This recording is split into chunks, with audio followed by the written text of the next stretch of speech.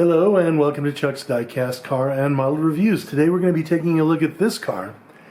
This is a car you may have never even heard of because it is a very rare car produced in a limited edition back in the late 80s. This is the Aston Martin Vantage Zagato. Basically what they did was they took the chassis of a regular Aston Martin Vantage, took it over to the design house of Zagato where they modified it and made it into the car that you see today.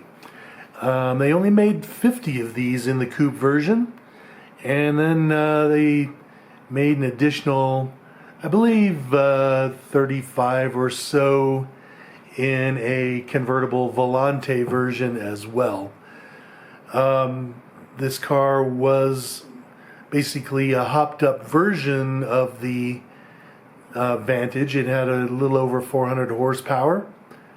It was also made with aluminum body panels, which helped lop off the weight. I think it was nearly 400 pounds lighter than a regular Vantage as well. So it gave this car a top speed in excess of 180 miles an hour, which of course back then was really hauling the groceries there. For those of you who are unfamiliar with Zagato, they are a design and manufacturing house in Italy. Aston Martin had been working with them since the early 60s. They made one of the most beautiful cars in the world, honestly, for Aston Martin back in the early 60s. The DB4 GT is Zagato. If you haven't seen one of those, I did a review of that, and it is a beautiful car. I've managed to see one of these Vantage Zagatos here myself, and I think this is a really cool car as well. I do like these sort of wedge-shaped cars from back in the day, and that's kind of what this is. But let's go ahead and take a look at the model itself. Notice that I didn't give you the name of the manufacturer because I don't know who it is. I bought this thing, probably at least a couple of years ago, and it does not have branding on it, which is very strange. Now this is the only DB4, Vantage Zagato model I could find, so this is my only choice, and it is made of resin, and so there are no opening parts. Now I did look online and I found this particular model, and it says it was built by Cult Models, but I can't say for sure if that was the brand that it said that it had when I bought this model. But anyway, let's go ahead and take a look at the model itself here, okay? Alright, first of all, you can see those sort of classic 90s or 80s disc wheels. I have a similar type of wheel on my Alfa Romeo GTV6. You can't see the calipers or the rotors in there, so you'll just have to imagine that they're there. You can see here the Zagato badging on the side there, so that is nice to see. You can also see that because it is resin, it does have really good panel lines on there, so that is good to see. Also notice that the windows do not completely roll down. There's just that little segment at the rear of the window that rolls down, much like a Lamborghini Countach or even the Subaru SVX. Detailing in the seats there, as you can see, is very nice. I do like this. It does look very good. And let's see if we can get a better view this way.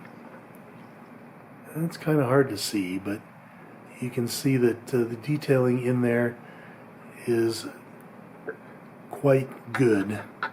Taking a look at the front here, first of all, notice the two NACA ducts on the top there, and also the hood bulge to fit the carburetors. Yes, this car was still carbureted even back in the late 80s. Aston Martin was a little bit behind on the technology curve due to the fact that, well, they were never a big money maker, so they did what they could, and they made as much power as they possibly could with what they had, and this car did have a 400 horsepower V8, so that was plenty for back then.